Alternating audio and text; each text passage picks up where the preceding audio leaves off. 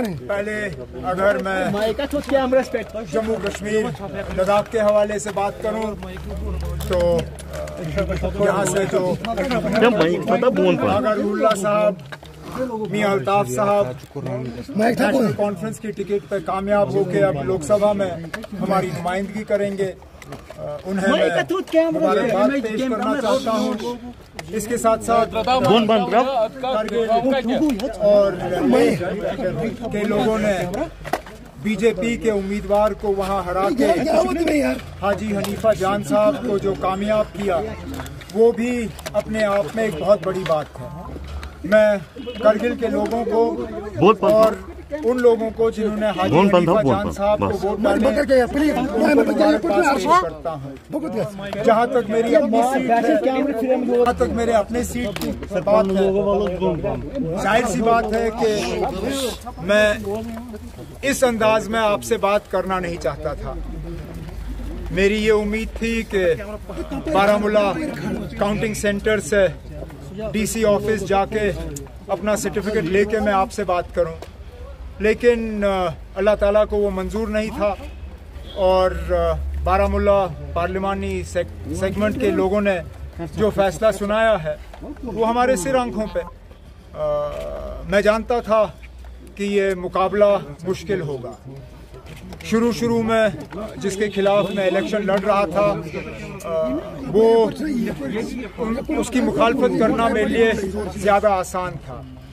Engineer Rashid साहब जब मैदान में उतरे तो जाहिर सी बात है इलेक्शन में उनका मुकाबला करना हमारे लिए थोड़ा सा और मुश्किल पड़ गया।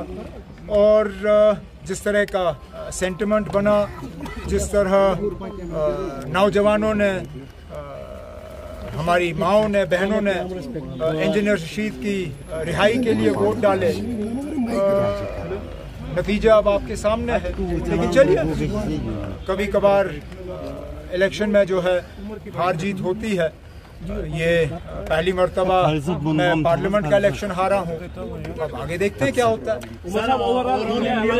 हाँ सॉरी, मुझे ये भी, क्योंकि मैं जम्मू कश्मीर में ही मैं फंस गया।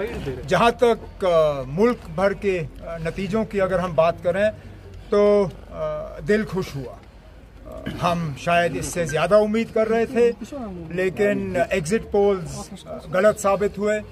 वो जम्मू कश्मीर के बारे में भी गलत साबित हुए और बाकी मुल्क के बारे में गलत साबित हुए।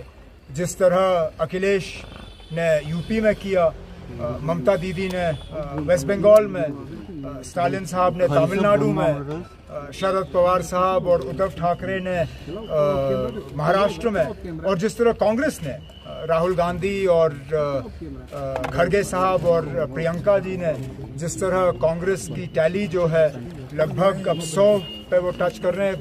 एग्जैक्ट फिगर्स मेरे पास अभी है नहीं।